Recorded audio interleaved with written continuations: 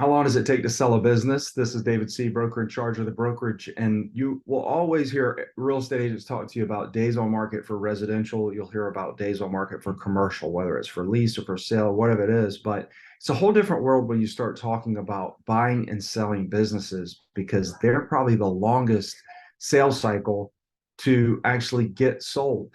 Selling a business is doesn't have to be a complicated process, but it absolutely you should taper your expectations on what type of business you have and how long it's going to actually take you to sell. Because sometimes it can not just take months, it can actually take years to sell a certain type of property, a certain type of related business to a property or a related business.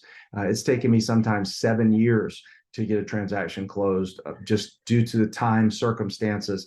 And so I always like to prepare people before they even think about going to sell their business. Like, what am I really getting into from a time perspective? And the main reason why that's important is you may not even be thinking about selling your business right now, but based on how long it could take, you may want to start evaluating that in case you want to sell a year from now or 2 years from now.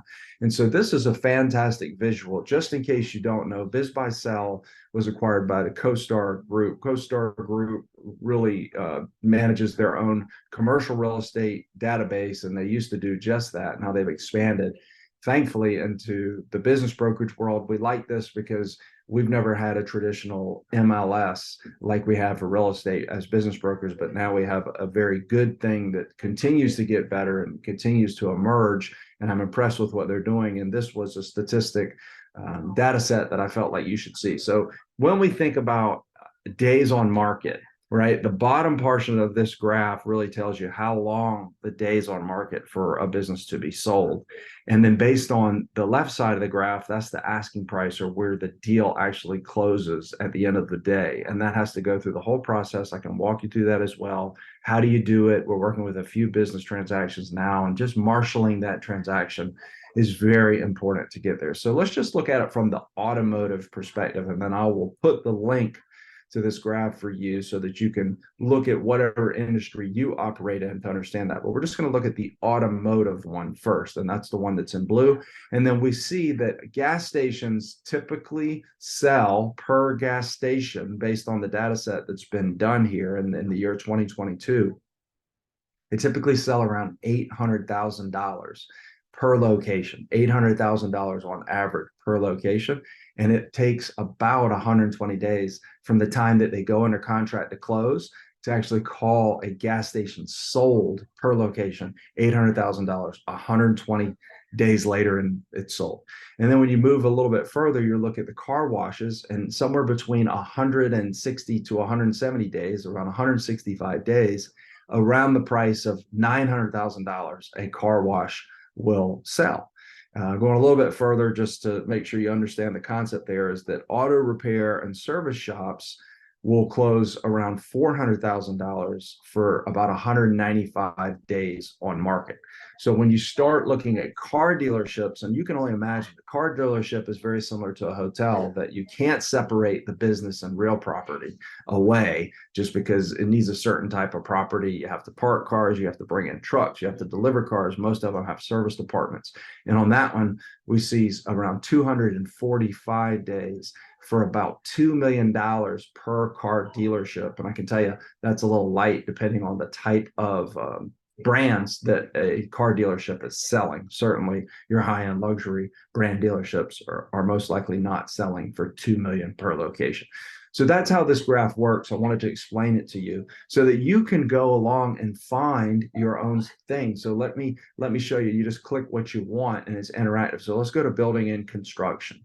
And what we'll see, we have a HVAC company for sale right now. And so what is this graph going to tell us? It's going to tell us that for an HVAC business, it's going to take 188 days for, on average, an HVAC company, and that is the service side of that, to sell for $790,000. And to be quite candid, that's very close based on the averages. The challenge in this model is really pricing the businesses the right way and knowing how to market them, especially because most business owners want that to be confidential.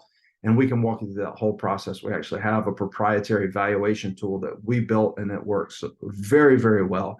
And it also helps lead the conversation towards non-binding letter of intent, ultimately to the contract, to the letter of goodwill, to the transition of systems, and the deal structure of how people actually get paid and exit the deal. Because the hope is you preserve every customer as a seller for your buyer. You want to impart that goodwill.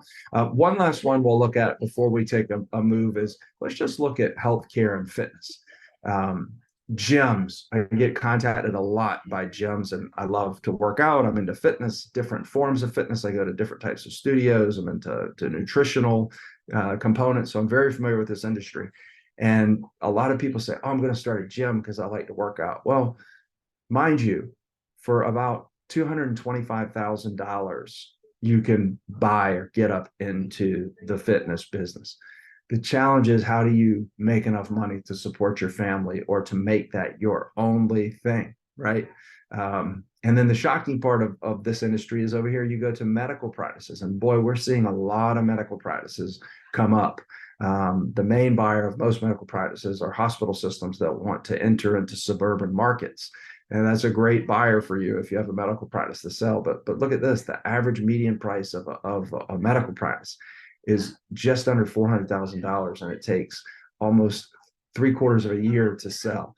It's important to know these things before you get into them. Why is the home healthcare business such a higher price? Well, we know where the population is. I'm working in this real time with my own parents. Like, we know that if you run that type of business well, that you can really make a lot of money if you do right by your customer. And the story is, that's like in any business. Take care of your customer and everything will work out. Now, last, retail. We've seen retail change a lot since COVID. People have really figured out how to buy online. And that intimidating factor, even for people that weren't comfortable with the internet, that's gone now. People are really preferring to get most things online. I know I do. Even if I want to physically go pick something up, I'd rather do the actual checkout mechanism online and let them know, hey, I'm here, bring it to the car. That's just a smart way to preserve your time and to compress your day in a good way. So this is available for you. I've looked at all these numbers, and they are very true and correct in our experience. We've brokered all types of businesses, and we're happy to help you. One thing that we do that we feel is tremendous value is we'll price a business for free as a courtesy. That used to be a standalone service where people would pay us to price their business. And what we realized is that people have no idea how much the value of their business is. And the smart thing to do is to look at it at least once a year and understand the metrics of how you price your business so that you can update your personal financial statement and put a value on your business. So we like to help people do that. And we can walk them through the entire process. Also, if it turns into a real estate transaction, then we've already got momentum to help we do that. And a lot of them do turn into real estate transactions because people are typically in a leasable space or a space that they can purchase. There's other great videos in this series of expert interview. We want you to be well-versed in every discipline, and you can certainly find the video that you want to find that's most relevant to you. I'm David C. I'm broker in charge of the brokerage. You win here. We're happy to help anytime that you need.